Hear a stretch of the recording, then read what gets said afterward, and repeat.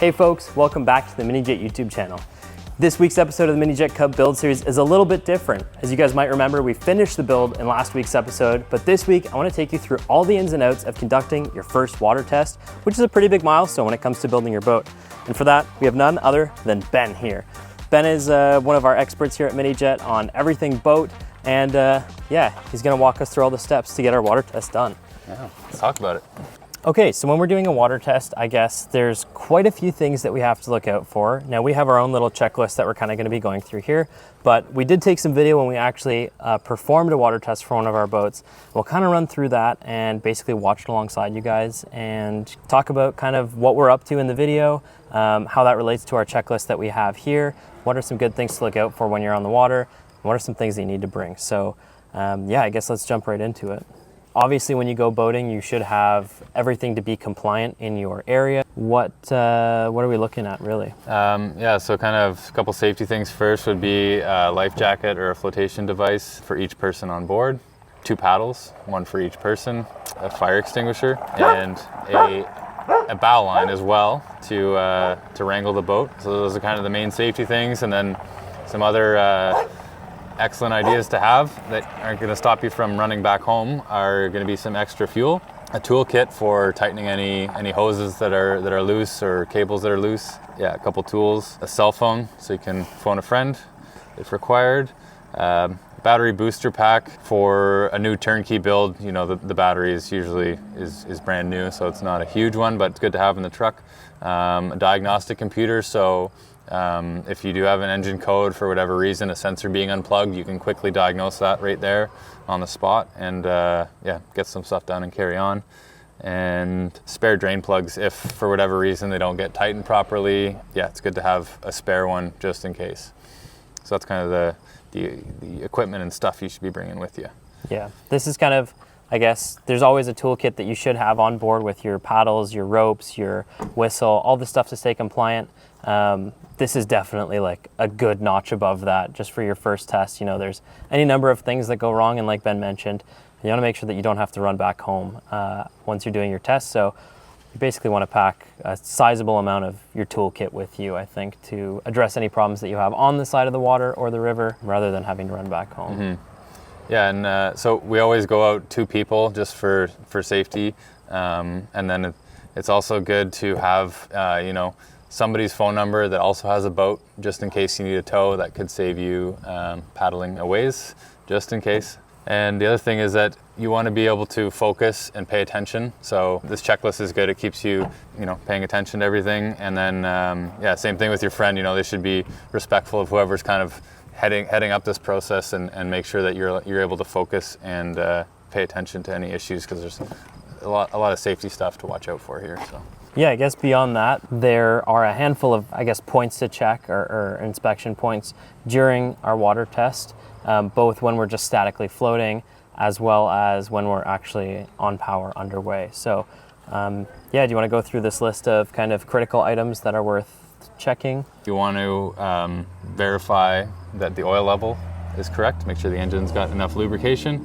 If it's a Sea-Doo, there's going to be coolant on board, so you got to make sure your coolant level is correct. And then in the shop, we always put a plastic bag over the air filter, so you'll want to remove that as well so you don't suck your air filter down. Makes sense. Drain plugs and the valve on the sand trap. So there's a valve to drain that. You want to make sure that's shut as well. And that's pretty much everything you need to check before you back it in. The first things you want to do is with any boat, check for water tightness. So with one of our mini jets, a lot of times they have a UHMW applied to the bottom, so there's at least 200 bolts alone right there, and then you know, probably 30 feet of weld that's under the water that we need to check out. So, you know, leave the boat on the trailer, back it in, and just take a look around, leave your floors out, leave as much stuff out as you can so you can look and see if there's any water streaming in from any of those bolt penetrations or any of the welds.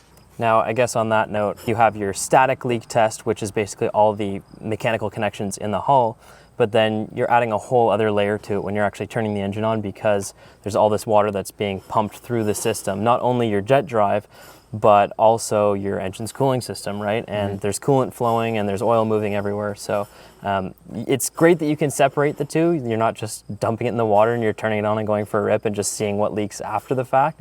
By doing this kind of two-stage approach, you're able to really isolate, okay, what's a hull leak and then what's a powertrain leak, I guess. Yeah, it allows you to focus on different areas. So the static stuff was like we mentioned, water leaks, oil leaks, coolant leaks. So take a good look in the bottom of the bilge, make sure all your fluids are staying where they're supposed to and the water's staying outside of the boat.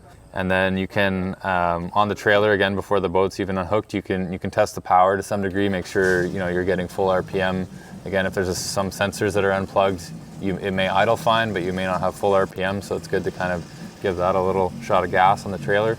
Again, statically, you can also just verify that your steering is going full left and right. Make sure the nozzle is also going left when you steer left and right when you steer right. Ask me how I know.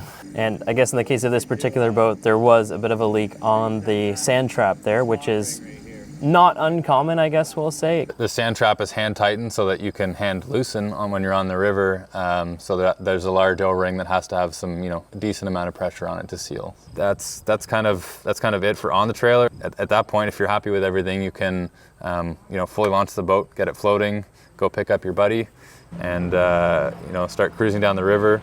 So kind of similar thing again underway. You want to take a little drive and then check that the steering is fully operational, check that the trim is operational in the reverse, make sure that all feels good and is not binding or having any trouble running. So steering, you're looking for any an excessive play or looseness. You're also looking for sort of the alignment so that the nozzle is centered when the wheel is centered.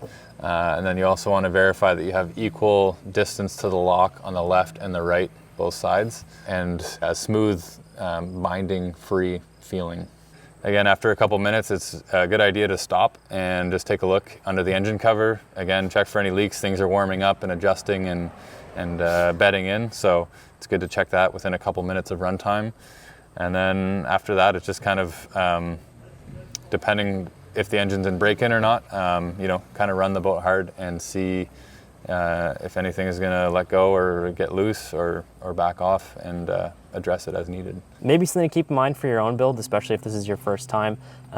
Don't put your boat all the way together before going for a water test, because you could find there is still welding that has to be done. Say there's a pinhole in a weld somewhere that we didn't account for. That way it's a lot easier for us to repair than having to peel a bunch of vinyl back and make sure that that doesn't burn when we actually do the repairs. So with the Cub, we are really confident that we've got everything dialed in.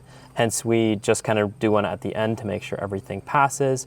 But yeah, if it's your first time, we'd recommend kind of doing it earlier in the process. Hopefully, if you follow that process, you'll have a successful water test, and your boat will be good for a pretty good amount of time, at least a season, I'd say. Yeah. Always important to keep periodically checking your critical kind of items like your oil level. Make sure that you check your impeller clearance as well. It's a good idea to monitor it, and that you're not kind of going below that manufacturer's recommended minimum. Before every time you go out for a boat ride, you're doing a quick inspection, kind of a cursory glance through this list, and making sure that everything seems right, so you're not stranded when you're going for a fun ride. So yeah, a bit of prior preparation goes a long way. Cool. Well, if you enjoyed this video, be sure to give it a like, drop a comment down below if you think you learned something, or if there's anything that you think we missed on our testing checklist. And yeah, we got some really exciting stuff in store for you, so make sure you're subscribed, and catch you guys in the next one.